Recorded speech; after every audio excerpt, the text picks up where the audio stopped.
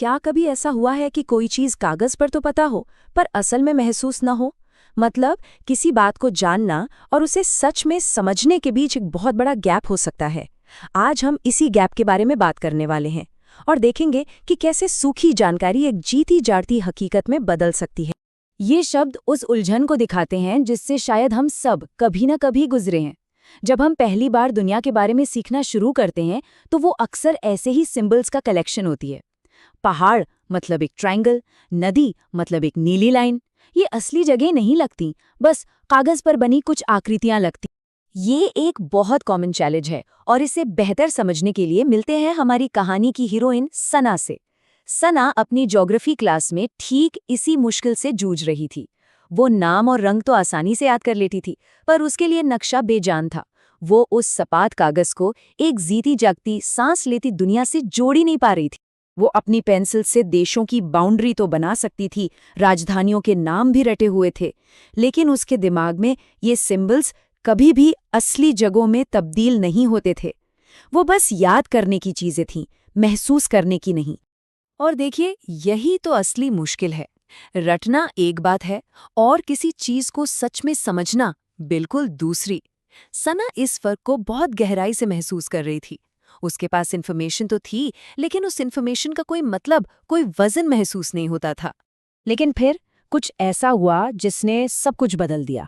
उसकी टीचर ने क्लास में सीखने का एक बिल्कुल नया, कह सकते हैं कि क्रांतिकारी तरीका पेश किया। एक ऐसा तरीका जो सिंबल्स और असलियत के बीच की खाई को भरने का वादा करता था। जरा सोचिए, किसी नक्शे के अंदर जाने का क्या मतलब हो सकता है? और बस एक पल और सना की दुनिया ही बदल गई। जैसे ही उसने एक सिंपल सा कार्डबोर्ड व्यूअर अपनी आंखों पर लगाया, वो जानी पहचानी क्लासरूम गायब हो गई। और उसकी जगह क्या था? गहरे अंतरिक्ष की खामोशी, जहां एक ग्लोब धीरे धीरे घूम रहा था। ये एक कमाल का पल था, जहां सीखना दिमागी कसरत से हटकर एक असली गहरा अनुभव बन गया। तो चलिए अब सना के साथ उस सफर पर चलते हैं जिसने उसकी सोच को हमेशा के लिए बदल दिया।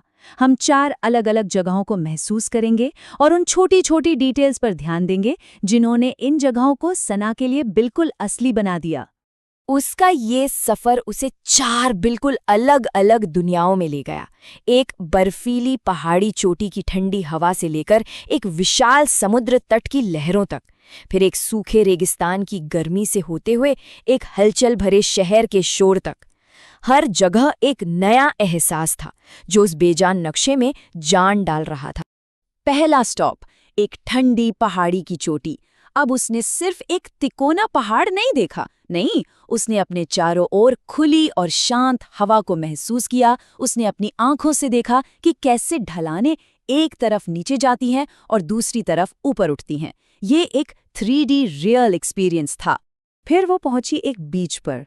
यहाँ उसने सिर्फ लहरें नहीं देखीं, उसने ये भी देखा कि वो एक ही दिशा से आ रही हैं। उसे स्पेस का एक एहसास हुआ, ये समझ कि चीज़ें एक दूसरे के रिलेशन में कहाँ हैं। ये एक ऐसी चीज़ है जो एक फ्लैट नक्शा कभी नहीं सिखा सकता। लेकिन ये सिर्फ घूमना नहीं था, सबसे ज़रूरी बात तो ये थी, हर वक्त उसकी नज़र के एक कोने में एक छोटा सा नक्शा बना रहता था। ये नक्शा लगातार उसके एहसास को, उसके एक्सपीरियंस को ग्लोब पर उसकी लोकेशन से जोड़ रहा था। यही वो पुल था जो समझ की खाई को भर रहा था। और बस इसी सफ़र ने सना का अपने पुराने कागज़ के एटलस से रिश्ता ही बदल डाला। ये वो पल था जब सारी चीज़ें जुड़ने लगीं, जब उन बेजान सिंबल्स को असली मतलब मिलना शुरू हुआ। ये बदलाव कितना गहरा था जरा देखिए।